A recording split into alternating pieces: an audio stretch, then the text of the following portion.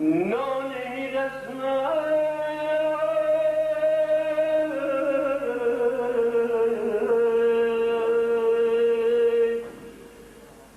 که شیر کردن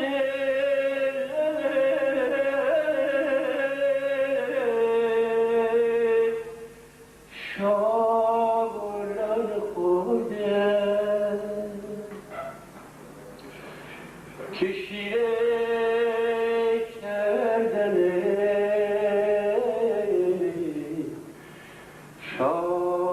شالان خورده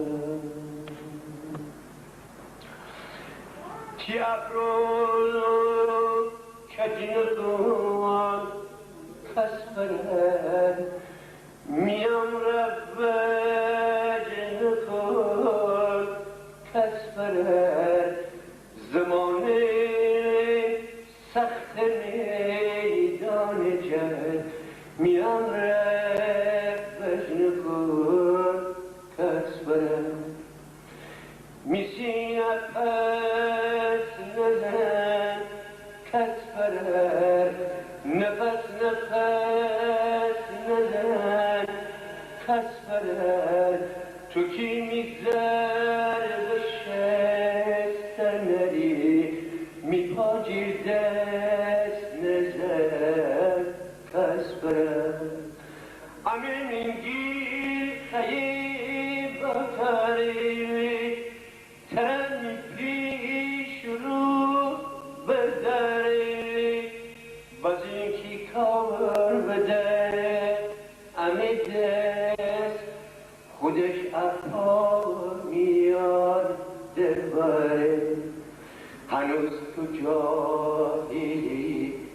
که زخم سر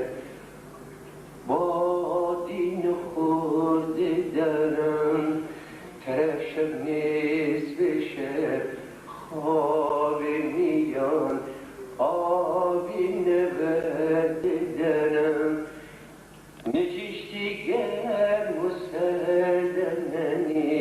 نخوردی چوب و دردننی چی دیرجی صافی آینه چی کار من شگردننی گدالی نام سرودی هست در روستاهای گیلان در گذشته اینطور بوده است خانواده‌ای که دارای 8 تا 10 اولاد بودند اگر در اثر سوء تغذیه یا مسائل دیگر از دست می‌رفتند بچه‌ای اگر آخری پسر بود گدالی اگر دختر بود به مانی نام می‌گذاشتند. یکی از خانواده‌های رحیم آباد دچار همین معضل بود. 7 بچه او بعد از تولد به چند سالی زیست مردند. را به عشق مولا علی گدالی گذاشت تا به گدایی خانه علی سفر ماندگاری بگیرد. گدالی ماند به 17 سالگی رسید اما چکیده با سوء تغذیه مردنی و آزار دهنده پدر در همسایگی گدالی یک خرده فئودالی میزیست بچه‌ای داشت فریدون فربه و چند ماه کوچکتر از گدالی به سرزنده که این پدر هر وقت او را میدید دادش به آسمان میرسید. یک بار دم گرفت و برای بچهش اینطور نالید: آی آی آی گدری گدری. لهجه رحیم آباد است. برای دشتی ها هم این ترجمه یا این دریافت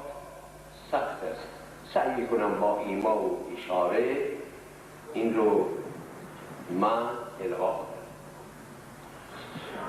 گدری قدلی ورس بشی قدلی چند دیلسی تو کن بخور مگه بسسی